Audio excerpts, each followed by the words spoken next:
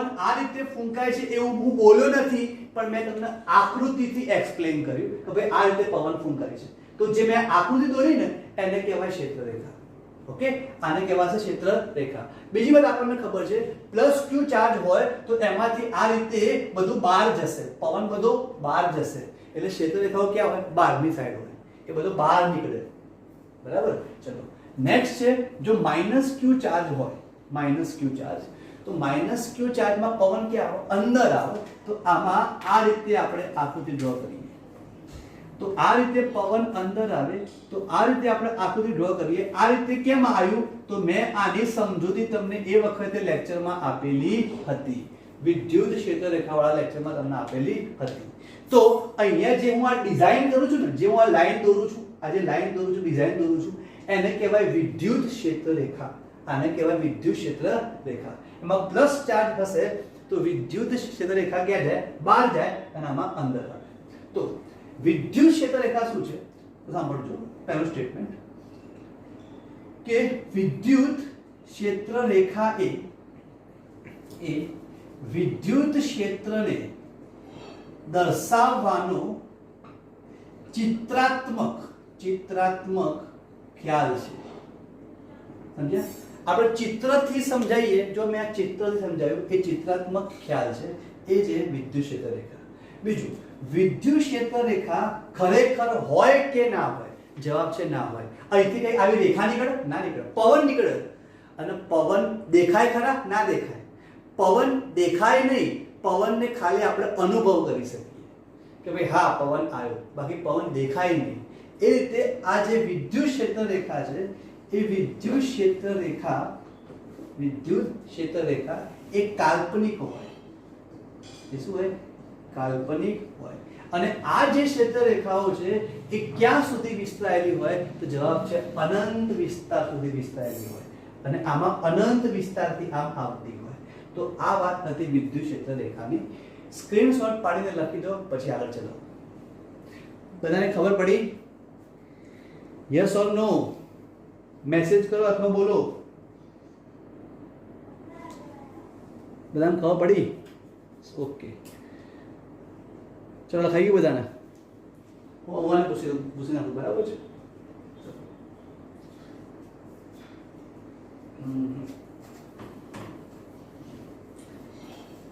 અને હા ભાઈ, દરેક સ્ટુડન્ટને એક રિક્વેસ્ટ બી હતી અને એક સોરી બી હતું.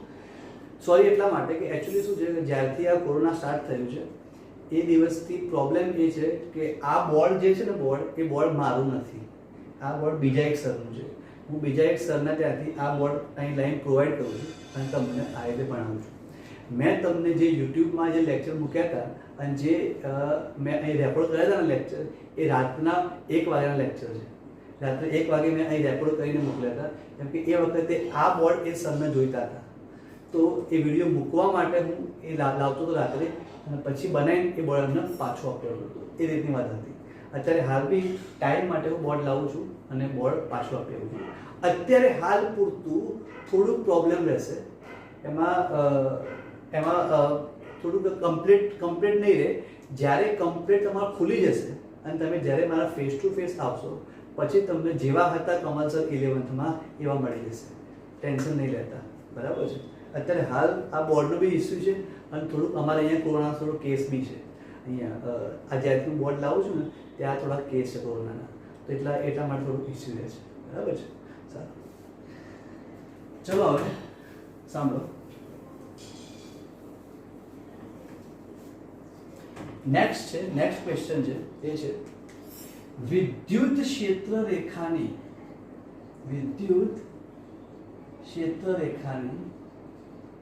લાક્ષણિકતાઓ લખો. આ મોસ્ટ આઈએમપી ક્વેશ્ચન. બરાબર? વિદ્યુત ક્ષેત્રરેખાની લાક્ષણિકતાનો મતલબ એવો થાય કે એ કેવું હોય છે, કયું એનું રૂપ કેવું હોય છે એની વાત કરે છે. બરાબર છે? સારું, ચલો ધ્યાન આપો. તો વિદ્યુત ક્ષેત્રરેખાની લાક્ષણિકતા, એના માટે એક વસ્તુ જુઓ. તો મેં હમણાં તમે ચલાવી એ રીતે કે +q ચાર્જ હતો, તો બોલો એમાં ક્ષેત્રરેખા શું હતી? તો +q ચાર્જ હતો, તેમાં ક્ષેત્રરેખા બહાર જતી હતી, અને -q હતો શું હતું? અંદર આવતી હતી.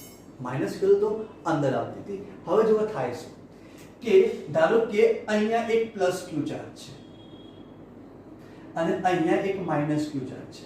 બોલો આને શું કહેવાય? ડાયપોલ. તો પ્લસ ક્યુ ચાર્જ છે એમાંથી ક્ષેત્રરેખા ક્યાં જાય? તો બહાર નીકળે. તો જો આ બહાર નીકળ્યું અને માઇનસ ક્યુ શું કરે? ક્ષેત્રરેખાને બોલાવી દે અંદર, અંદર બોલાવી દે. તો માઇનસ ક્યુ અંદર બોલાવી દે એટલા માટે આની ક્ષેત્રરેખા આ રીતે બનશે. સમજ્યા? આને બહાર કાઢી પણ આને બોલાવી દીધી. જો આને ક્ષેત્રરેખા બહાર કાઢી પણ માઇનસ શું કરી? બોલાવી દીધી. ચલો આને ક્ષેત્રરેખા બહાર કાઢી અને આ બહાર કાઢી પણ આ માઇનસ ક્યુ એ શું કરી? તો માઇનસ ક્યુ એ બોલાવી દીધી. રાઈટ? આ માઇનસ ક્યુ એ બોલાવી દીધી. સારું. બીજું, જ્યારે મેં તમને પ્લસ ક્યુ અને માઇનસ ક્યુ ની ક્ષેત્રરેખા દોરી હતી સ્ટાર્ટિંગમાં, એમાં તમારે એક વસ્તુ નોટિસ કરવાનું હતું. કયું? જો મેં જ્યારે પ્લસ ક્યુ દોર્યા હતા અને અહીંયાથી આ રીતે મેં ક્ષેત્રરેખા બહાર કાઢી હતી, તો આ જે પવન છે ને, પવન એ હંમેશા વિદ્યુત ભારને લંબ રૂપે નીકળે. એટલે જો આમ પવન નીકળ્યો, આમ અહીંયા આમ પવન નીકળ્યો, આમ નીકળ્યો, આમ નીકળ્યો. તો જે પવન નીકળ્યો એ પવન આ વિદ્યુત ભારને કેવો નીકળ્યો? લંબ નીકળ્યો.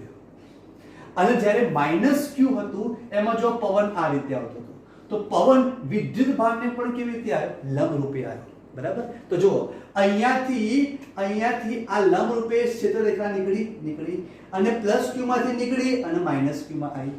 ચલો આ રીતે સમજો. આ રીતે અહીંયાથી પ્લસ ક્યુ માંથી નીકળી અને આમ બહાર ગઈ પણ માઇનસ ક્યુ શું કરશે? એને બોલાવી દેશે. એટલે જો માઇનસ ક્યુ એને બોલાવી દીધી. આ પ્લસ ક્યુ માંથી નીકળી અને માઇનસ ક્યુ શું કરી? એને બોલાવી દીધી. ચલો આ રીતે સાંભળજો. આ પ્લસ ક્યુ માંથી નીકળી અને આ નીકળી ને, જો એ આમ કરીને આમ થઈને માઇનસ ક્યુ માં આવ્યું અને આ નીકળી આમ ફરીને માઇનસ ક્યુ માં આવ્યું. એટલે જો અહીંયા હું આ રીતે એક્સપ્લેન કરું છું તો આ ક્ષેત્રરેખા કઈ છે? જે પ્લસ માંથી નીકળી માઇનસ માં આવી અને અહીંથી નીકળી જે અહીં આવી એ આ ક્ષેત્રરેખા છે. તો આ પ્લસ માંથી નીકળી અને માઇનસ માં આવી. આ ક્ષેત્રરેખાની ડિઝાઇન થઈ કોના માટે? ડાયપોલ માટે. તો સાંભળજો. હવે અહીંયા હું ક્ષેત્રરેખાની લાક્ષણિકતા લખું, એમાં સ્ટેટમેન્ટ નંબર 1 સમજજો. સ્ટેટમેન્ટ નંબર 1 છે એ છે કે વિદ્યુત ક્ષેત્રરેખા એટલે હું આની વાત કરું. બરાબર? આની વાત કરું છું. વિદ્યુત ક્ષેત્રરેખા એ હંમેશા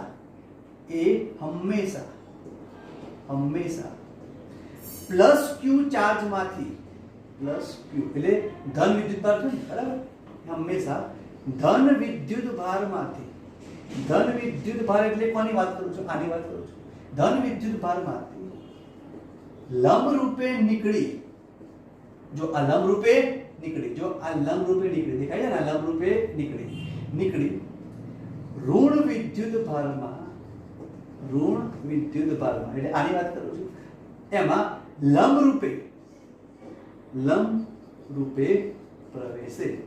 બોલો નીકળી છે એમાંથી? ધન વિદ્યુતભારમાંથી. પ્રવેશે છે એમાં? માઇનસ ક્યુ. આ સ્ટેટમેન્ટ નંબર 1. સ્ટેટમેન્ટ નંબર 2 સાંભળજો. સ્ટેટમેન્ટ નંબર 2 જો પ્લસ માંથી નીકળી ક્યાં આવ્યું? માઇનસ ક્યુ માં. ચલો સ્ટેટમેન્ટ નંબર 2 સાંભળજો.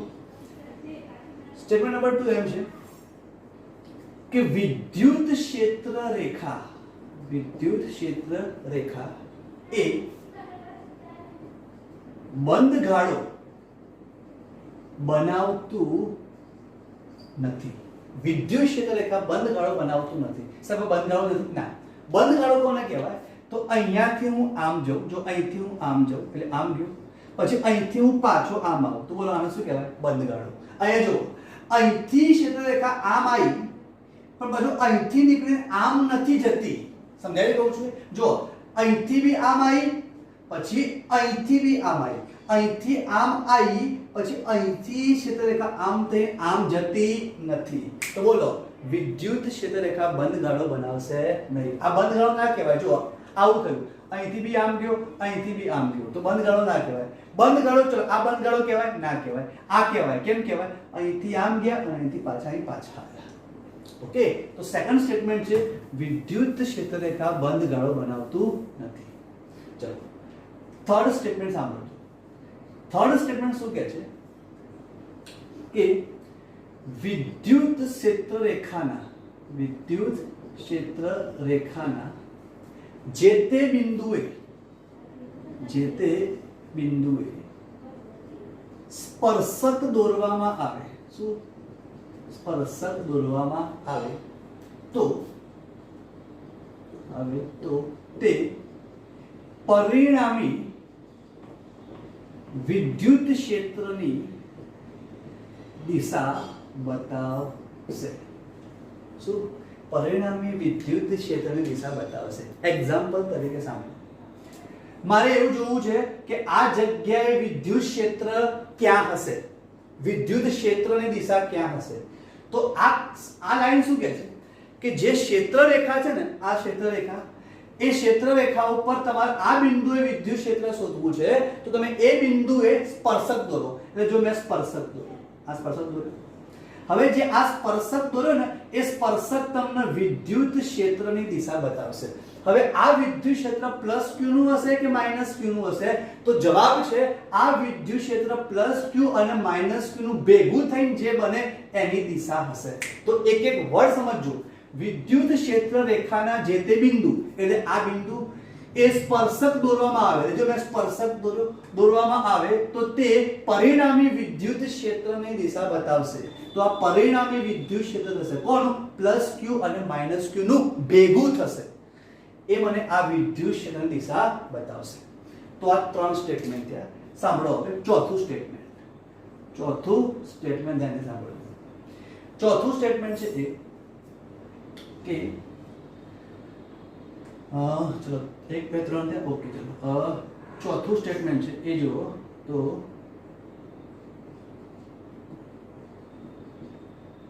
વિદ્યુત ક્ષેત્ર રેખા એ ક્યારે એકબીજાને છેદે નહીં. શું? એકબીજાને છેદે નહીં એટલે શું? કે તમને આ રીતે એક ક્ષેત્ર રેખા મળે અને આ રીતે ક્ષેત્ર રેખા મળે, એમ એકબીજાને છેદે નહીં. કેમ ના છેદે? સાંભળો. જે તે એક પોઈન્ટ આગળ વિદ્યુત ક્ષેત્રની દિશા એક જ હોય. જો આ કેવી છે? એક જ છે. આ બંનેનું ભેગું થઈને વિદ્યુત ક્ષેત્રની દિશા આ થઈ તો આ થઈ. પછી એવું ના હોય કે આ જગ્યાએ વિદ્યુત ક્ષેત્રની દિશા બે હોય. જો અહીંયા આ બે ક્ષેત્રરેખા એકબીજાને છેદી તો આપણે નિયમ શું બનાવીએ છીએ કે ભાઈ સ્પર્શક, જે ક્ષેત્રરેખાને તમે સ્પર્શક દોરો તો એ વિદ્યુત ક્ષેત્રની દિશા બતાવે. ચલો હવે જો તમે આ લાઈનને સ્પર્શક દોરો તો આ કે ભાઈ વિદ્યુત ક્ષેત્ર આમ છે, અને આ લાઈન દોરો તો આ એમ કે ભાઈ વિદ્યુત ક્ષેત્ર આમ છે. તો અહીંયા વિદ્યુત ક્ષેત્રની દિશા કેટલી થઈ? બે થઈ. એક આ અને એક આ, બે થઈ. પણ ખરેખર દિશા કેટલી હોય? એક જ હોય. એક જ બાજુ વિદ્યુત ક્ષેત્ર હોય. એટલે જો આ બે છેદશે તો વિદ્યુત ક્ષેત્રની બે દિશા થશે, જે પોસિબલ નથી કેમ કે દિશા એક જ હોય. એટલા માટે વિદ્યુત ક્ષેત્ર રેખા ક્યારેય એકબીજાને છેદશે નહીં. નેક્સ્ટ ચોથું સ્ટેટમેન્ટ સાંભળો. નેક્સ્ટ સ્ટેટમેન્ટ સાંભળજો. બરાબર? જેમ સાંભળજો, જેમ વિદ્યુત ક્ષેત્ર રેખાની ગીચતા વધુ. શું? ગીચતા વધુ. જેમ વિદ્યુત ક્ષેત્રની રેખાની ગીચતા વધુ તેમ વિદ્યુત ક્ષેત્રની તીવ્રતા વધુ. એટલે વિદ્યુત ક્ષેત્રની તીવ્રતાનું મૂલ્ય વધુ. સર કઈ રીતે સમજો? જો તમને આનો એક્ઝામ્પલ આપો. જેમ કે ચલો અહીં માન લો આ પ્લસ ક્યુ ચાર્જ છે. બરાબર છે? તો પ્લસ ક્યુ માંથી શું થાય? ક્ષેત્ર રેખા નીકળે. તો જુઓ આ પ્લસ ક્યુ માંથી ક્ષેત્ર રેખા નીકળે છે. બરાબર? આ રીતે નીકળે છે.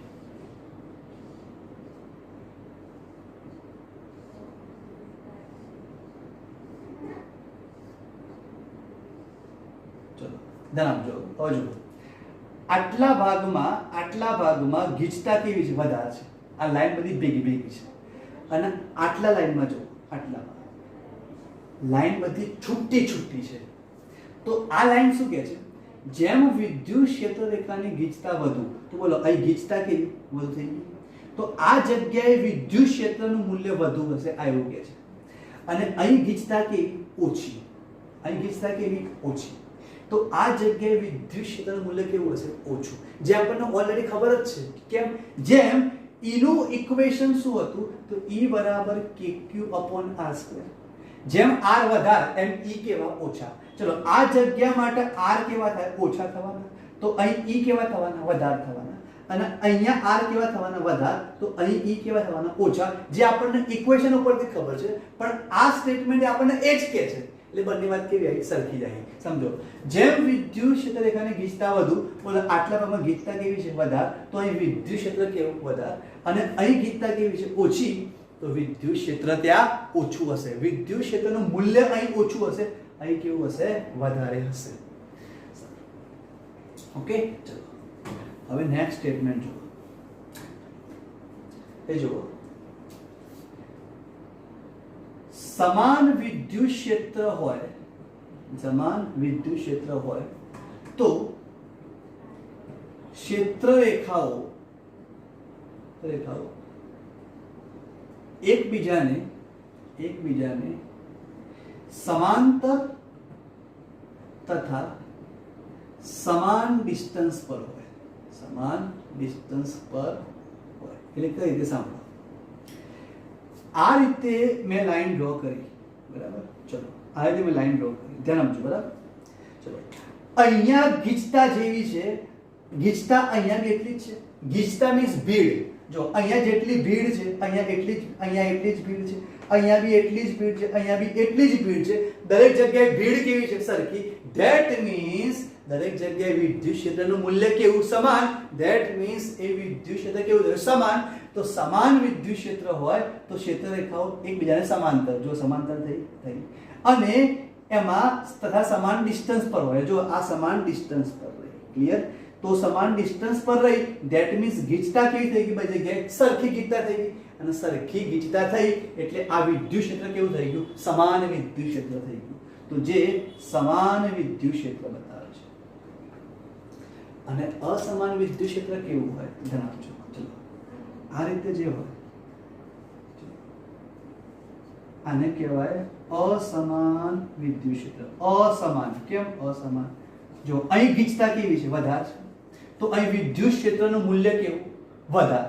અહીં ગીચતા કેવી? ઓછી. તો વિદ્યુત ક્ષેત્રનું મૂલ્ય અહીં કેવું? ઓછું. અને આપણને ખબર છે સમાન વિદ્યુત ક્ષેત્ર એટલે શું?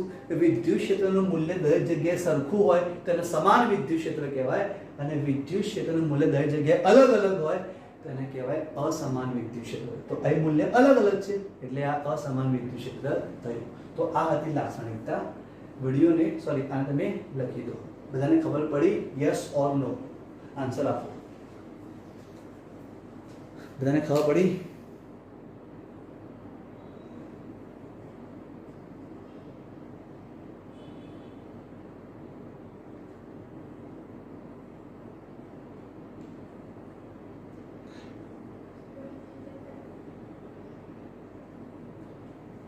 ઓકે, ખબર પડી બધાને? ચલો સરસ.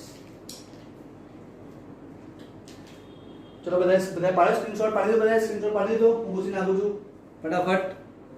ઓકે, ચલો આને ભૂસી નાખો. બરાબર? હવે હું આને ભૂસી દઉં છું.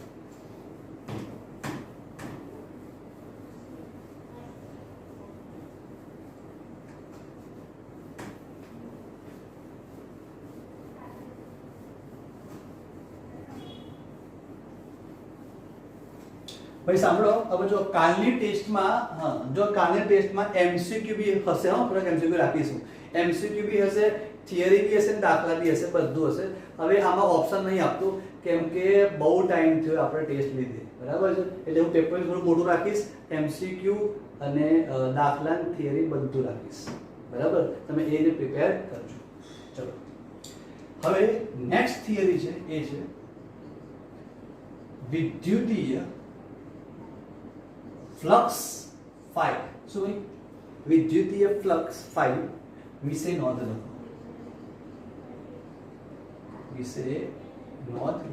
બરાબર?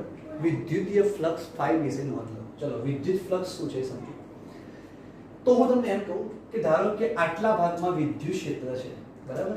ચલો તો હું આ વિદ્યુત ક્ષેત્રને એક્સપ્લેન કરું. તો બોલો આ લાઈન કોઈ આવી? વિદ્યુત ક્ષેત્ર આવી. તો હું આ વિદ્યુત ક્ષેત્રને એક્સપ્લેન કરું છું. બોલો વિદ્યુત ક્ષેત્ર સમાન છે કે અસમાન છે? તો આનો જવાબ છે આ વિદ્યુત ક્ષેત્ર સમાન વિદ્યુત ક્ષેત્ર છે. કેમ ભાઈ સમાન છે, બધા જો ડિસ્ટન્સ કેવા રાખે છે, સરખા રાખે છે. સારું, હવે ફ્લક્સ કોને કહેવાય સમજો. ફ્લક્સ કોને કહેવાય? તો ફ્લક્સમાં બહુ કઈ એટલી બધી માસ્ટરી નથી. જો ફ્લક્સ સમજાવું શું છે ફ્લક્સ. તો આ એવું કહેવા માંગે છે કે ફ્લક્સ મીન્સ એવું કહેવા માંગે છે કે તમારે એક પૃષ્ઠ લેવાનું, માની લો આ પૃષ્ઠ થઈ ગયું, આ થઈ ગયું પૃષ્ઠ થઈ ગયું, આ થઈ ગયું પૃષ્ઠ, અને એ પૃષ્ઠને આ પૃષ્ઠ થઈ ગયું, આને કહેવાય પૃષ્ઠ. બરાબર, પૃષ્ઠ. જે પૃષ્ઠને તમારે વિદ્યુત ક્ષેત્રને લંબ મૂકવાનું. એટલે જો મેં આમ લંબ મૂક્યું, શું મૂક્યું? આમ લંબ મૂક્યું. ચલો, આમ લંબ મૂક્યું. હવે લંબ મૂક્યું પછી જો કે આ પૃષ્ઠમાંથી કેટલી લાઈનો પસાર થઈ. બોલો, આ પૃષ્ઠમાંથી કેટલી લાઈનો પસાર થઈ? તો ચલો આ 1 2 અને 3. બરાબર. ચલો, આ લાઈન પસાર થઈ નથી, તો આ 1 2 અને 3 લાઈન પસાર થઈ. ધેટ મીન્સ આ પૃષ્ઠ સાથે સંકળાયેલ ફ્લક્સ 3 છે એવું કહેવાય. કેટલી છે? 3 છે એવું કહેવાય. ફ્લક્સનો મતલબ એવો થાય કે જે બાજુ વિદ્યુત ક્ષેત્ર હોય એ વિદ્યુત ક્ષેત્રને લંબ તમારે એક પૃષ્ઠ મૂકવાનું, અને એ પૃષ્ઠ મૂક્યા પછી એ પૃષ્ઠમાં જેટલી ક્ષેત્ર રેખાઓ આવી જાય એને શું કહેવાય? ફ્લક્સ. ઓકે, ચલો આમાં મેં મૂક્યું આ રીતે, અને આમાં જે ક્ષેત્ર રેખા આવી એને શું કહેવાય? ફ્લક્સ. સારું, તો ધ્યાન આપો, જોવું પડે છે. ચલો હવે જોવો, સાંભળો. તો ફ્લક્સ ને શું કહે છે? તો ફ્લક્સ ને કઈ રીતે ડિફાઇન કરવાનું? સાંભળો. તો આ એવું કહે છે, ધ્યાન આપજો, એવું કહે છે કે જે તે, સાંભળજો, જે તે પૃષ્ઠ સાથે સંકળાયેલ ફ્લક્સ, શું? જે તે પૃષ્ઠ સાથે સંકળાયેલ flux phi, A phi is equal to આનું ઇક્વેશન થાય Ea cos theta. Ea cos theta આ ઇક્વેશન છે, Ea cos theta. પહેલા phi નો મતલબ સાંભળો. ફ્લક્સ નો મતલબ શું થાય કે તમે એક પૃષ્ઠને ક્ષેત્ર રેખામાં મૂકો અને એ પૃષ્ઠમાં જેટલી ક્ષેત્ર રેખાઓ આવી જાય એ ક્ષેત્ર રેખાઓની સંખ્યા એને શું કહેવાય? ફ્લક્સ. ચલો મેં હાથ મૂક્યો, 3 ક્ષેત્ર રેખા આવી તો ફ્લક્સ કેટલો? 3 છે એમ કહેવાય. બરાબર છે. અને આ એનો ફોર્મ્યુલા. હવે E શું છે, A શું છે અને થીટા શું છે એ ધ્યાનથી સમજો. તો ચલો આ એવું કહેવા માંગે છે કે ધારો કે મેં એક પૃષ્ઠ મૂક્યું આ રીતે, તેને સમજો, મેં પૃષ્ઠ આ રીતે મૂક્યું. એટલે જો મેં પૃષ્ઠ છે ને આ પૃષ્ઠને મેં આમ મૂક્યું એમ કહેવા માંગે છે, આમ ત્રાસું મૂક્યું. ચલો આમ ત્રાસું મૂક્યું, તો આ પૃષ્ઠ મેં ત્રાસું મૂક્યું. હવે આપણને ખબર છે જે તે પૃષ્ઠના ક્ષેત્રફળની દિશા ક્યાં હોય? ક્ષેત્રફળ. તો આનું જે ક્ષેત્રફળ, તો કોઈ પણ પૃષ્ઠના ક્ષેત્રફળની દિશા એને સપાટીને લંબ તરફ હોય એટલે આમ થાય. તો બોલો આ શું કહેવાય? એના ક્ષેત્રફળની દિશા. આ ક્ષેત્રફળ A ની દિશા કહું છું, ક્યાં થાય? લંબ આમ થાય. તો જો મેં આ પૂંઠાને આમ મૂક્યું તો બોલો એનું ક્ષેત્રફળની દિશા આમ થવાની. તો આ દિશા કોની થઈ? ક્ષેત્રફળની દિશા. તો રેડ લાઈન એ કોની દિશા બતાવે છે? જવાબ છે ક્ષેત્રફળની દિશા.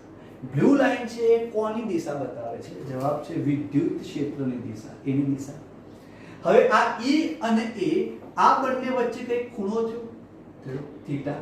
એ જે થીટા છે એ થીટા આ. તો બોલો થીટા શું છે? તો જવાબ છે થીટા જે છે એ E and A વચ્ચેનો ખૂણો. એક વર્ડ સમજો, E and A વચ્ચેનો ખૂણો. ચલો એ શું છે? એ તો એ જે છે એ છે પૃષ્ઠનું ક્ષેત્રફળ. કયો પૃષ્ઠ? મેં જે પૃષ્ઠ મૂક્યું ને એનો ક્ષેત્રફળ. એ શું છે? તો પૃષ્ઠ પરનું વિદ્યુત ક્ષેત્ર. તમે અહીં પૃષ્ઠ મૂક્યું તો અહીં કેટલું વિદ્યુત ક્ષેત્ર છે? એ E છે. બરાબર. ચલો હવે મારે ફ્લક્સની વ્યાખ્યા બનાવવી હોય તો કઈ રીતે બનાવ? સાંભળો. જો cos થીટા 1 થઈ જાય અને A 1 થઈ જાય, cos થીટાની કિંમત 1 થાય, ક્ષેત્રફળની કિંમત 1 થાય, એ વખતે જે E ની કિંમત મળે એ E ને શું કહેવાય? ફ્લક્સ. એ E ને શું કહેવાય? ફ્લક્સ. જો શું કહેવાય? સાંભળો. હું જો આની વ્યાખ્યા બનાવું તો જો સાંભળો, cos થીટા ને 1 કરવો હોય, cos થીટા ને 1 કરવો હોય તો થીટા ને 0 થવો પડે. કેમ? cos 0 1 થાય. હવે થીટા ને 0 કરવો હોય તો e અને a વચ્ચેનો ખૂણો 0 કરવો પડે. તો e અને a વચ્ચેનો ખૂણો 0 ક્યારે થાય? તો જવાબ છે, જો હું પૃષ્ઠને આ રીતે મૂકું, એટલે હું પૃષ્ઠને આ રીતે મૂકવાનું કહું છું ભાઈ, આમ મૂકું પૃષ્ઠને આમ. તો જો પૃષ્ઠને આમ મૂકું તો આ પૃષ્ઠનો ક્ષેત્રફળ આમ થાય, ક્ષેત્રફળ આમ થાય, અને e પણ ક્યાં છે? એ બાજુ જ છે. તો બોલો બંને વચ્ચેનો ખૂણો કેટલો? 0. તો ચલો, જો હું પૃષ્ઠને આમ મૂકું, પૃષ્ઠને મેં જો આ રીતે મૂક્યું તો પૃષ્ઠને આમ મૂકવાથી આ પૃષ્ઠનો ક્ષેત્રફળ સદિશ ક્યાં થયો? તો a સદિશ આમ થયો, અને વિદ્યુત ક્ષેત્ર પણ આમ છે. તો બોલો અહીંયા થીટા કેટલા આવ્યા? 0. રાઈટ? અહીંયા થીટા કેટલા આવ્યા? 0. કેમ? e અને a વચ્ચેનો ખૂણો 0 છે, તો થીટા આવ્યા 0. ઓકે, સારું. જો થીટા 0 તો cos 0 કેટલા? 1. તો બોલો આ 1 થઈ ગયું. તો આ cos થીટાની કિંમત 1 આ કેસમાં થશે. સારું. હવે જો સમજો, પહેલી વાત કે વિદ્યુત ક્ષેત્રને લંબ, કોણ? વિદ્યુત ક્ષેત્રને લંબ એકમ ક્ષેત્રફળ વાળું, એકમ ક્ષેત્રફળ વાળું પૃષ્ઠ મુકતા, સાંભળજો, વિદ્યુત ક્ષેત્રને લંબ, તો જે મેં આ પૃષ્ઠ મૂક્યું, આ જે મેં પૃષ્ઠ મૂક્યું એ પૃષ્ઠ એ બ્લુ લાઈન ને કેવો છે? લંબ છે. ભાઈ આ જે પૂંઠું છે, પૂંઠું એ પૂંઠું બ્લુ લાઈન ને કેવો છે? લંબ છે. બ્લુ લાઈન ને પૂંઠું લંબ છે. આ પૂંઠું એ બ્લુ લાઈન ને કેવો છે? લંબ. પણ ક્ષેત્રફળ અને e બંને ક્યાં છે? એક જ દિશામાં. ભાઈ એક વાત સમજજો, આ પૂંઠું એ વિદ્યુત ક્ષેત્રને કેવું છે? લંબ છે. પણ e અને a ક્યાં છે? એક જ દિશામાં છે. e અને a બંને એક જ દિશામાં છે. તો બોલો હું એમ કહું, પૃષ્ઠ એ વિદ્યુત ક્ષેત્રને લંબ છે, તો થીટા કેટલા લેવાના? 0 કે 90? તો જવાબ છે 0. કેમ 0? આ થીટા કયા છે? e અને a વચ્ચેનો ખૂણો. તમે પૃષ્ઠને લંબ મૂકવાના, કોને? વિદ્યુત ક્ષેત્ર સાથે. મીન્સ મારે પૃષ્ઠને વિદ્યુત ક્ષેત્રને લંબ મૂકવું હોય, મારે આમ મૂકવું પડે. તો લંબ થઈ ગયું. તો આનું ક્ષેત્રફળ આમ થયું, આનો e આમ થયું, તો e એ આમ, a પણ આમ, તો ખૂણો કેટલો? 0. એટલે જો વિદ્યુત ક્ષેત્રને લંબ એટલે હું આ પૃષ્ઠની વાત કરું છું. એકમ ક્ષેત્રફળ એટલે એની કિંમત કેટલી કરી મેં? 1 કરી નાખી. એકમ ક્ષેત્રફળ વાળું પૃષ્ઠ મુકતા પૃષ્ઠ પરના વિદ્યુત ક્ષેત્રને, શું? પૃષ્ઠ પરના વિદ્યુત ક્ષેત્રના મૂલ્યને પૃષ્ઠ પરનું ફ્લક્સ કહે છે. અલ્લા ભાઈ, બધાને ખબર પડી? બધાને ખબર પડી? બોલો, ખબર પડી બધાને? બધાને ખબર પડી? યસ ઓર નો? બધાને ખબર પડી? ઓકે, બાકી બધાને? ભાઈ બાકી બધાને? ઓકે, ચલો. ઓકે, બરાબર. તો બોલો વિદ્યુત ક્ષેત્રને લંબ, બોલો ભાઈ, લંબ આવી ગયો, લંબ. એક પૃષ્ઠ મૂક્યું, પૃષ્ઠ મૂક્યું, પૃષ્ઠ એ મૂક્યું. એકમ ક્ષેત્રફળ એટલે એ કેટલા? 1 વાળું પૃષ્ઠ મૂકતા પૃષ્ઠ પરના વિદ્યુત ક્ષેત્રના મૂલ્ય, એટલે જો e નું મૂલ્ય એ જ phi થઈ ગયું. ત્યારે a અને cos ની કિંમત 1 હોય ત્યારે. Okay, okay. તો સાંભળો. હવે બોલો ફ્લક્સનો phi નો એકમ શું થાય? તો e નો એકમ શું થાય? તો e નો એકમ ન્યૂટન પર કુલમ અને a નો એકમ મીટર સ્ક્વેર. બરાબર? a નો એકમ થાય મીટર સ્ક્વેર, ક્ષેત્રફળ મીટર સ્ક્વેર. અથવા આનો બીજો એકમ કહેવાય WB, આને કહેવાય વેબર. વેબર. તો વેબર એકમ થાય, આનો વેબર એકમ પણ થાય. સારું, ચલો આનું પાસું બનાવો, પાસું 5 નું પાસું. ચલો ન્યૂટન ની શું આવે? m1 l1 t - 2 11 - 2. બરાબર? કુલમ એટલે શું આવે? a1 t1. ભાઈ ચેપ્ટર 2 11 સાયન્સ. અને મીટર એટલે L2 થઈ ગયા ને, L2. તો બોલો ઉપર શું બન્યું? m1 l3 t - 2 અને નીચે a1 t1. L3 કેમ બને? L1 L2 એટલે L3 થઈ ગયા. તો શું બન્યું? m1 l3 t - 3 ઉપર આવશે ને, -1 t - 3 a -1. તો ફ્લક્સનું પાસું થઈ ગયું.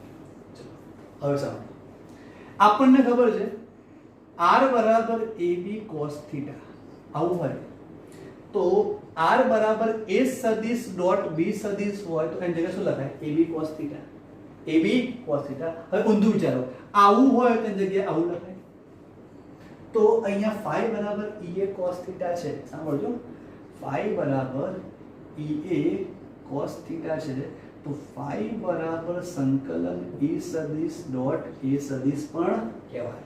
જો r બરાબર ab cos θ, જો r બરાબર a સદિશ ડોટ p સદિશ તો r બરાબર ab cos θ કહેવાય. જેમાં r કેવો છે અદિશ છે. યાદ કરો બે સદિશનો ડોટ ગુણાકાર કરો તો જવાબ શું આવે અદિશ આવે. તો બોલો ફ્લક્સ જે છે એ સદિશ રાશિ કે અદિશ રાશિ? તો જવાબ છે ફ્લક્સ જે છે એ અદિશ રાશિ છે. શું છે? અદિશ રાશિ. ચાલો હવે નેક્સ્ટ સાંભળો. હવે હું તમને જે સ્ટેટમેન્ટ બોલવા જઈ રહ્યો છું એ ધ્યાનથી સાંભળજો. phi બરાબર ea cos θ આ ઇક્વેશન એ જ કન્ડિશનમાં સાચું છે કે તમે જે પૃષ્ઠને મૂક્યું છે, જો મેં આ પૃષ્ઠને મૂક્યું એ પૃષ્ઠ પરના દરેક બિંદુએ વિદ્યુત ક્ષેત્રની કિંમત સમાન હોવી જોઈએ. જેમ કે અહીં વિદ્યુત ક્ષેત્ર 10 હોય તો અહીંયા બી 10, અહીંયા બી 10, અહીંયા બી 10, અહીંયા બી 10, એમ દરેક જગ્યાએ E ની કિંમત 10 10 10 હોય તો જ તમે આ એપ્લાય કરી શકો. હવે જો એવો કેસ આવી જાય કે દરેક જગ્યાએ વિદ્યુત ક્ષેત્રની કિંમત સમાન ના હોય, દરેક જગ્યાએ વિદ્યુત ક્ષેત્રની કિંમત સમાન ના હોય, જેમ કે જો અહીં વિદ્યુત ક્ષેત્ર 10 હોય, અહીં 15 હોય, અહીં 17 હોય, 20 હોય, 25 હોય, 27 હોય, તો જો જે તે પૃષ્ઠ હું લઉં છું એ પૃષ્ઠ પરના દરેક બિંદુએ વિદ્યુત ક્ષેત્રની કિંમત સરખી ના હોય તો એ વખતના કેસમાં તમે આ ઇક્વેશન એપ્લાય કરી શકો નહીં. તો સર એ વખતે શું કરવાનું? તો સાંભળો, જ્યારે પૃષ્ઠ પરના દરેક બિંદુએ, શું ભાઈ, પૃષ્ઠ પરના દરેક બિંદુએ વિદ્યુત ક્ષેત્રનું મૂલ્ય સમાન ન હોય તો, સમાન ન હોય તો એ વખતે તમારે ફ્લક્સ શોધવું હોય તો ફ્લક્સ phi બરાબર E into dA cos θ આ એપ્લાય કરી લેવાનો. સંકલન E dA cos θ, સંકલન E dA cos θ. આને તમે સદિશના ફોર્મમાં લખો તો સંકલન E dA cos θ બરાબર E dA cos θ E સદિશ ડોટ A સદિશ. આમાં a ને અમુક વખતે સ્મોલ બી લખતા હોય છે અને કેપિટલ બી લખતા હોય છે. ચલો E સદિશ ડોટ A સદિશ આ થાય. તો બોલો આ સૂત્ર ક્યારે લાગુ પડવાનું છે? અને ભાઈ આપણો પહેલાનો નિયમ છે સંકલન વાળું સૂત્ર ક્યારે આવે? કોન્સ્ટન્ટ ના હોય તો. જેમ જો પેલા બધું કાર્યમાં યાદ છે તો કાર્યના બે ફોર્મ્યુલા હતા, W બરાબર F into D અને સંકલન F dr. ચલો આ ક્યારે એપ્લાય થાય? F કોન્સ્ટન્ટ ના હોય તો. અને આ ક્યારે એપ્લાય થાય? F કોન્સ્ટન્ટ હોય તો. એવું જ અહીંયા છે. ચલો આ ક્યારે એપ્લાય થાય? E કોન્સ્ટન્ટ હોય તો. આ ક્યારે એપ્લાય થાય? E કોન્સ્ટન્ટ ના હોય તો. જો વિદ્યુત ક્ષેત્ર કોન્સ્ટન્ટ હોય, અચળ હોય કદાચ, અને જો દરેક જગ્યાએ E ની કિંમત સમાન હોય અને તમે કદાચ આ એપ્લાય કરી દેશો તો બી ચાલી જશે, કોઈ વાંધો નથી. હા ચાલી જશે, કોઈ વાંધો નથી. બરાબર. તો તમે એ વખતના કેસમાં એપ્લાય કરશો. ચલો બધા સ્ક્રીનશોટ પાડો. બધાને ખબર પડી ગઈ? બધાને ખબર પડી? નહીં ખબર પડી? બધાને ખબર પડી? હજી આગળ ચાલુ છે?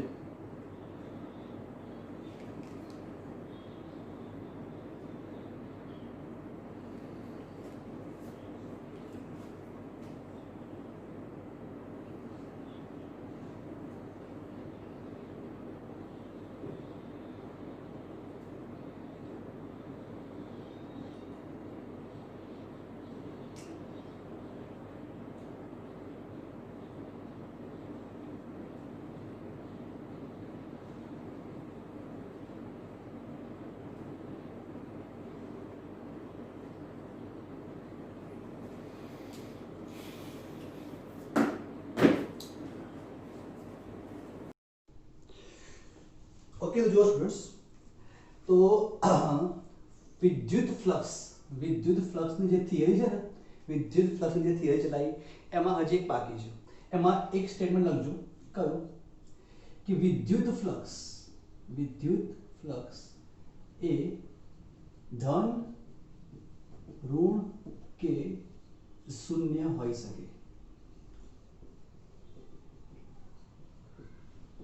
ધન ઋણ કે શૂન્ય હોઈ શકે. કઈ રીતે? તો સાંભળો, phi બરાબર EA cos θ હતા. EA cos θ હતા. જો cos θ પ્લસમાં હોય તો ફ્લક્સ પ્લસમાં મળે, cos θ માઇનસમાં હોય તો ફ્લક્સ માઇનસમાં મળે, અને cos θ 0 હોય તો ફ્લક્સ 0 મળે. એટલે ધન ઋણ 0 કોઈ બી હોઈ શકે. સારું, હવે એક્સ્ટ્રા, ચલો એક્સ્ટ્રામાં સમજજો કરું. તો જો એક્સ્ટ્રામાં આપણે જે વિદ્યુત ક્ષેત્રની અંદર જે કંઈ બી પૃષ્ઠ મૂકીએ છીએ એ પૃષ્ઠ બે ટાઈપના હોય. આપણે જે કંઈ બી પૃષ્ઠ મૂકીએ છીએ, કઈ વાત કરું છું તો જો આ રીતનું જે વિદ્યુત ક્ષેત્ર હતું એ વિદ્યુત ક્ષેત્રમાં આપણે પૃષ્ઠ મૂકીએ છીએ, આ રીતનું જે પૃષ્ઠ મૂકીએ છીએ એ પૃષ્ઠ બે ટાઈપના હશે, 2 ડાયમેન્શન અને 3 ડાયમેન્શન. જો આ પૃષ્ઠ છે ને આને 2 ડાયમેન્શન કહેવાય, અને આ ટાઈપનું જે પૃષ્ઠ છે આને કહેવાય 3 ડાયમેન્શન. તો 3 ડાયમેન્શન પૃષ્ઠ મૂકો તો શું થાય અને 2 ડાયમેન્શન પૃષ્ઠ મૂકો તો શું થાય? તો સાંભળો, પહેલા હું વાત કરું છું 2 ડાયમેન્શન. એટલે 2 ડાયમેન્શનનું પૃષ્ઠ મૂકીએ તો એમાં જો એમાં ક્ષેત્રફળની દિશા કઈ રીતે જોવાની? તો એમાં એક સ્ટેટમેન્ટ છે કે પૃષ્ઠના ક્ષેત્રફળની દિશા, પૃષ્ઠના ક્ષેત્રફળની જે દિશા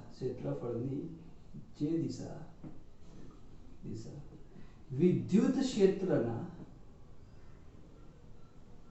દિશાની નજીક હોય તે લેવી. એટલે એક્ઝામ્પલ તરીકે સાંભળો, ધારો કે આ પૃષ્ઠ છે તો આ પૃષ્ઠનું ક્ષેત્રફળની દિશા, આના ક્ષેત્રફળની દિશા બે હોય, કાં તો આ બી કહેવાય અને આ બી કહેવાય. કેમ? ક્ષેત્રફળની દિશા હંમેશા પૃષ્ઠને લંબ હોય, તો આ લંબ થઈ, આ બી કહેવાય અને આ બી કહેવાય. તો જવાબ છે કઈ દિશા લેવાની ક્ષેત્રફળની? આ લેવાની, આ લેવાની. એના માટેનું આ સ્ટેટમેન્ટ છે. તો સાંભળો, એ શું કહે છે કે ધારો કે આ રીતે વિદ્યુત ક્ષેત્ર છે માન લો, અને આ વિદ્યુત ક્ષેત્રમાં તમે કોઈ પૃષ્ઠ મૂકો છો, અને સમજો કે મેં આ રીતે એક પૃષ્ઠ મૂક્યું, તો આ પૃષ્ઠનો એક ક્ષેત્રફળ સદિશ આ બી કહેવાય અને એક ક્ષેત્રફળ સદિશ આ બી કહેવાય ને. જો આમ મૂક્યો તો આ બી ક્ષેત્રફળ સદિશ કહેવાય અને આ બી કહેવાય. તો આ બંનેમાંથી ક્ષેત્રફળની દિશા કઈ લેવાની? તો જવાબ છે આ વિદ્યુત ક્ષેત્ર છે. તો વિદ્યુત ક્ષેત્રની દિશા અને ક્ષેત્રફળની દિશા, એમાં કયો ક્ષેત્રફળની દિશા એ વિદ્યુત ક્ષેત્રની દિશાની નજીક આવ્યો? તો જવાબ છે આ. જો આ ક્ષેત્રફળ અને આ વિદ્યુત ક્ષેત્ર બંને ક્યાં છે? નજીક આવ્યા. આમાં ક્ષેત્રફળ આમ જાય છે અને વિદ્યુત ક્ષેત્ર આમ જાય છે. આમ છે દૂર રહ્યા બંને, અને આ બંને કેવા રહ્યા? નજીક રહ્યા. એટલે આ દિશા ક્ષેત્રફળની ગણવાની, આ દિશા નહીં ગણવાની, એવું કહે છે. જો બીજો એક્ઝામ્પલ, ધારો કે આ રીતે વિદ્યુત ક્ષેત્ર છે અને આ રીતે વિદ્યુત ક્ષેત્ર છે, અને એ વિદ્યુત ક્ષેત્રમાં હું આ રીતે પૃષ્ઠ મૂકું તો ક્ષેત્રફળ એક એ આ બી કહેવાય અને આ બી કહેવાય. પણ આ નહીં લેવાનું. કેમ? આ ક્ષેત્રફળ આમ થયું અને આ વિદ્યુત આમ થયું, તો આ બંને દૂર થયા. દેખાય? આમ દૂર થયા. આ કેવા થયા? દૂર થયા. તો આ જ દિશા નહીં લો, ક્ષેત્રફળની દિશા આ ગણવાની, એવું કહે છે. બરાબર? તો આ 2 ડાયમેન્શનની વાત હતી. હવે જો નેક્સ્ટ છે 3 ડાયમેન્શન. તો 3 ડાયમેન્શનમાં તમે મગજમાં રાખવાનું કહ્યું કે 3D પદાર્થમાં સપાટીને લંબ બહારની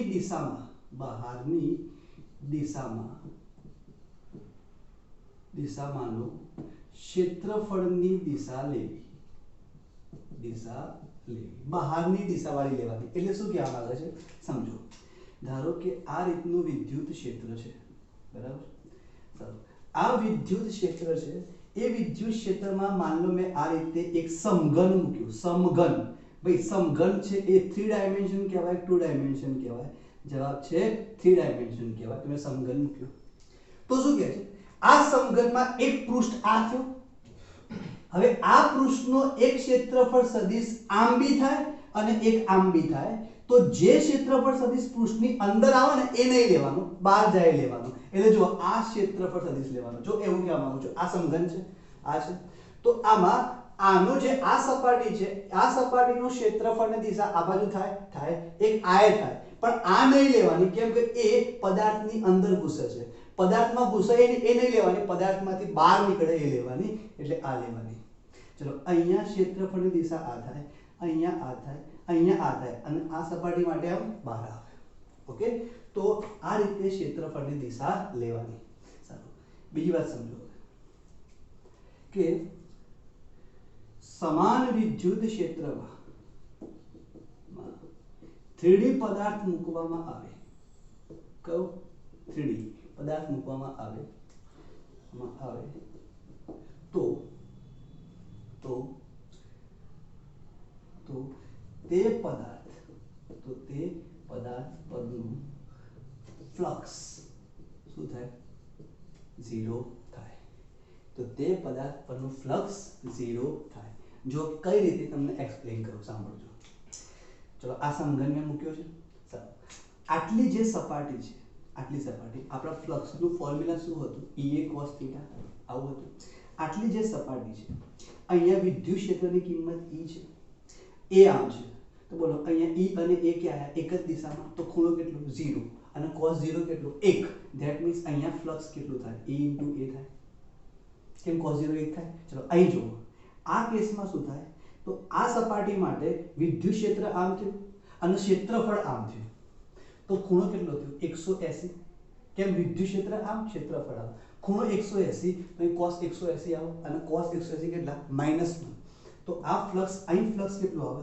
તો -E * A. હવે અહીંયા E * A, અહીંયા -A * A, તો કુલ ફ્લક્સ કેટલો? 0. કેમ? +- 0 થઈ જાય. અને બીજી વાત, આ સપાટીમાં તો કોઈ ફ્લક્સ છે જ નહીં. કેમ? જો અહીંયા E આમ અને ક્ષેત્રફળ આમ. તો બોલો, અહીં ખૂણો કેટલો? 90 નો, અને ખૂણો 90 નો, તો 90 મૂકો એટલે cos 90 0. તો અહીંયા તો ફ્લક્સ 0, અહીંયા બી ફ્લક્સ 0. આ બંને જગ્યાએ ફ્લક્સ મળશે, પણ ટોટલ ફ્લક્સ 0 થઈ જશે. ઓકે, તો કુલ ફ્લક્સ શું થાય? 0 થાય. ઓકે, તો આટલું મગજમાં રાખવાનું. તો લખી દો, પછી હું આગળ ચલાવું.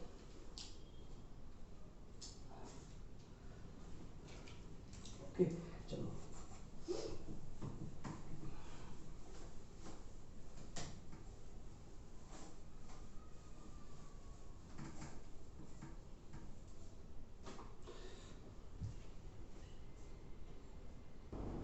ઓકે, તો જો સ્ટુડન્ટ્સ,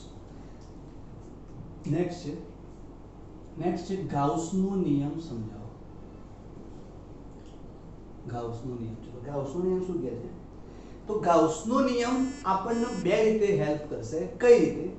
તો હું તમને એમ કહું કે ધારો કે અહીંયા 10 કુલમનો વિદ્યુત ભાર છે. તો 10 કુલમનો વિદ્યુત ભાર પોતાનામાંથી શું કરશે? આ રીતે ક્ષેત્ર રેખાઓ કાઢશે. હવે મારે જાણવું છે કે આને કેટલી ક્ષેત્ર રેખાઓ કાઢી? 10 કાઢી, 50 કાઢી, 1 લાખ કાઢી, કેટલી ક્ષેત્ર રેખાઓ કાઢી? તો એ કેટલી ક્ષેત્ર રેખાઓ કાઢી એની માહિતી ગાઉસનો નિયમ આપશે. બીજું કે તમારે કોઈ જગ્યાએ વિદ્યુત ક્ષેત્ર કેટલું છે એ શોધવું હોય, એની માહિતી પણ ગાઉસનો નિયમ આપશે. તો આ બે માટે ગાઉસનો નિયમ છે.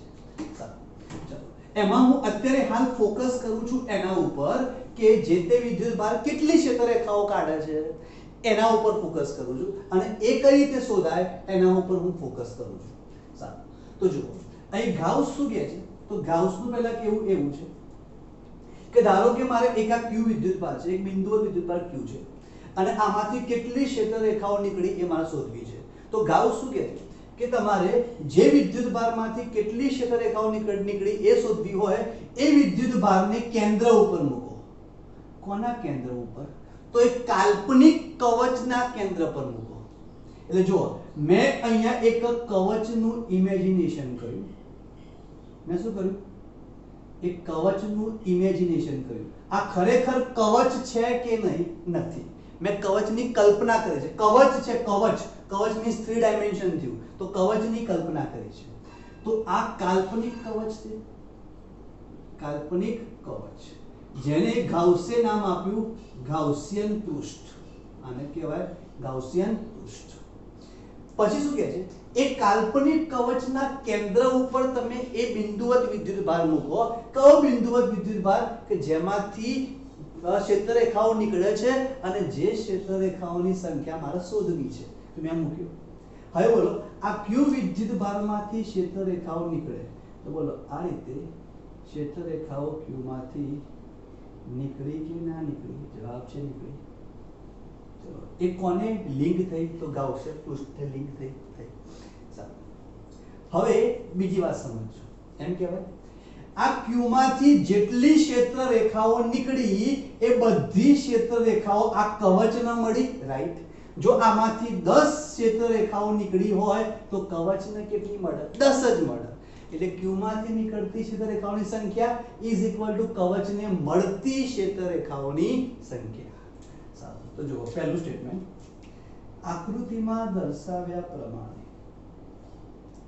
એક બિંદુવત વિદ્યુતભાર Q ને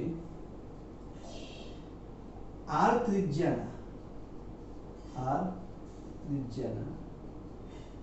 કાલ્પનિક કવચના કેન્દ્ર પર મૂકો. શું કહ્યું? કાલ્પનિક કવચના કેન્દ્ર પર મૂકો. ઓકે ઓકે, ચલો નેક્સ્ટ. આમ સાંભળજો, આમ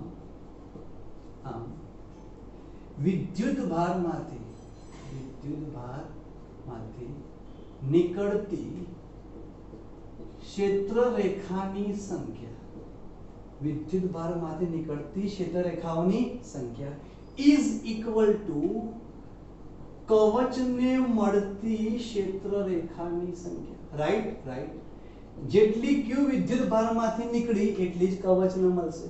ઓકે, ઈ ચલો કવચને જે ક્ષેત્રરેખાઓ મળે એને તો શું કહેવાય? ફ્લક્સ. આપણને ખબર છે જે તે પૃષ્ઠ ઉપર જેટલી ક્ષેત્રરેખાઓ લિંક થાય એને શું કહેવાય? ફ્લક્સ. તો એને શું કહેવાય? કવચ પરનું ફ્લક્સ. તો કવચ પરનું ફ્લક્સ એ શું બની ગયું? વિદ્યુતભારમાંથી નીકળતી ક્ષેત્રરેખાઓની સંખ્યા બની ગઈ. સારું, હવે સાંભળો બીજી વાત. ચલો મેં આની ત્રિજ્યા કેટલી ધારી છે? r. એમ કહેવાય અહીં કવચ પરના દરેક બિંદુએ વિદ્યુત ક્ષેત્રનું મૂલ્ય સમાન છે. કેમ ભાઈ સમાન છે? જો બધા ડિસ્ટન્સ સરખા r r r તો એનું મૂલ્ય કેવું? સરખું. અને હા, એક સેકન્ડ સ્ટેટમેન્ટ, કવચના દરેક ભાગમાં વિદ્યુત ક્ષેત્ર એન્ડ ક્ષેત્રફળ સદિશ વચ્ચેનો ખૂણો 0 છે. કઈ રીતે? સાંભળો. અહીંયા આ કવચ લીધું, એ કવચનો નાનો ભાગ લો આટલો. બોલો આનું ક્ષેત્રફળ સદિશ આમ થાય. કેમ? પૃષ્ઠને લંબ એટલે આમ થયો. ચલો વિદ્યુત ક્ષેત્ર E પણ આમ, dA પણ આમ, તો બંને વચ્ચેનો ખૂણો કેટલો? 0. ચલો અહીં લો, તો અહીંયા dA આમ થવાના, E પણ આમ થવાના. બોલો ખૂણો કેટલો? 0. તો દરેક જગ્યાએ થીટા કેટલો હશે? 0 હશે. તો એમ કહેવાય કવચ પરનું ફ્લક્સ શું કહેવાય? સંકલન E dA cos θ. સર તમે તો કહેતા હતા કે phi E કોન્સ્ટન્ટ હોય તો E a cos θ વાળું એપ્લાય કરવાનું. હા, આ કરશો તો બી ચાલશે, આ કરશો તો બી ચાલશે. બુકમાં આ કર્યું છે એટલે મેં આ કર્યું. જો આ છે ને E કોન્સ્ટન્ટ હોય તો એ ચાલે, E કોન્સ્ટન્ટ ના હોય તો એ ચાલે. કેમ? જો E કોન્સ્ટન્ટ હશે તો E બહાર આવી જશે અને સંકલન dA અને સંકલન dA નો જવાબ આવશે a, તો E a cos θ. આ બની જશે ઇક્વેશન. એટલે આ ફોર્મ્યુલા ખાલી E કોન્સ્ટન્ટ હોય તો જ સાચો, અને આ ક્યારે? E કોન્સ્ટન્ટ હોય તો બી અને E કોન્સ્ટન્ટ ના હોય તો બી, બંનેમાં ચાલે. એટલે મેં આમાં એપ્લાય કર્યું. બીજી વાત, અહીંયા એક ગોળ રાઉન્ડ કરવામાં આવે છે. ગોળ રાઉન્ડ શું બતાવે છે? બંધ ગાળો. જો આ કવચ કેવો? બંધ ગાળો કહેવાય. કેવો કહેવાય? બંધ ગાળો. અને કવચ ઉપરનું ફ્લક્સ લેવાનું છે એટલે બંધ ગાળા ઉપરનું ફ્લક્સ લેવાનું છે એટલે મેં ગોળ રાઉન્ડ કર્યો. ધ્યાન આપજો. E તો કોન્સ્ટન્ટ બહાર આવી ગયા, અંદર શું વધ્યું? dA અને cos 0. cos 0 કેટલા? 1. બરાબર? θ 0 cos 0 1. અને dA નું સંકલન શું થાય a શું થાય a ચાલો બોલો e એટલે શું લખાય kq upon r square આ e કોનો પૃષ્ઠ પરનું વિદ્યુત ક્ષેત્ર કહેવાય ને એ શું છે ભાઈ પૃષ્ઠ પરનું વિદ્યુત ક્ષેત્ર બરાબર તો e એટલે kq upon r square કહેવાય કેમ ભાઈ r square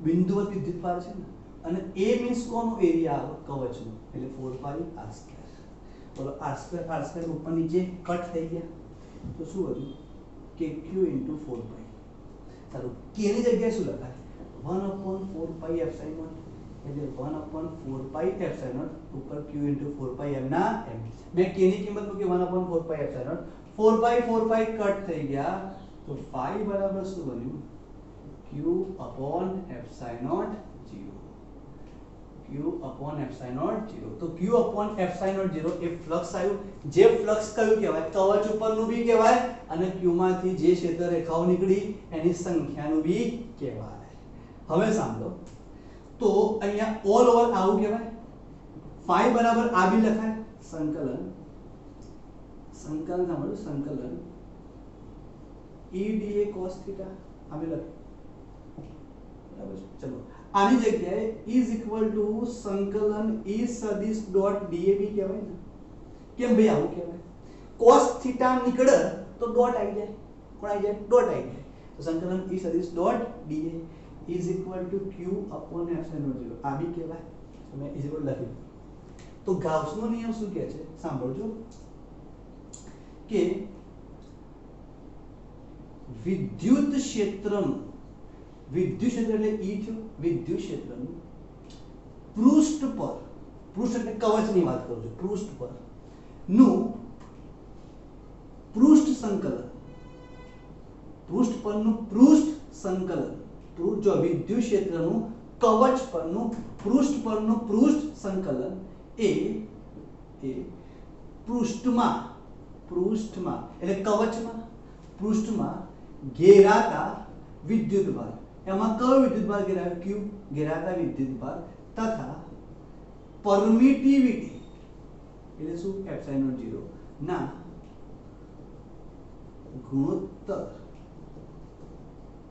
એટલો હોય છે જેને ગાઉસનું સ્ટેટમેન્ટ કહેવાય જો વિદ્યુત ક્ષેત્રનું પૃષ્ઠ પરનું પૃષ્ઠ સંકલન એ પૃષ્ઠમાં ઘેરાતા વિદ્યુતભાર તથા પરમિટિવિટી એપ્સિલોન 0 ના ગુણોત્તર જેટલું હોય છે બીજી એક વાત અહીં નોટિસ રાખજો કઈ કે આ જે કવચ છે ને એને ગાઉસિયન પૃષ્ઠ કીધું ગાઉસિયન પૃષ્ઠ ક્યારે કહેવાય તો ગાઉસ એવું કહે છે કે તમે એવો બંધ ગાળો લો કે જે બંધ ગાળામાં E અને A વચ્ચેનું ક્ષેત્રફળ અને વિદ્યુત ક્ષેત્ર વચ્ચેનો ખૂણો ખબર પડતો હોય તો એને ગાઉસિયન પૃષ્ઠ કહેવાય જેમ કે જુઓ અહીંયા વિદ્યુત ક્ષેત્ર અને ક્ષેત્રફળ વચ્ચેનો ખૂણો 0 અહીંયા પણ ખૂણો 0 અહીંયા પણ ખૂણો 0 અહીં બધી જગ્યાએ ખૂણો 0 તો દરેક જગ્યાએ ખૂણો કેટલો છે આપણને ખબર પડે છે એને કહેવાય ગાઉસિયન પૃષ્ઠ એને ગાઉસિયન પૃષ્ઠ કહી દીધું ઓકે તો આજનું લેક્ચર અહીં સુધી રાખીએ છીએ સોરી હા બરાબર ચલો આજનું લેક્ચર અહીં સુધી રાખીએ છીએ પછી નેક્સ્ટ મળશું બરાબર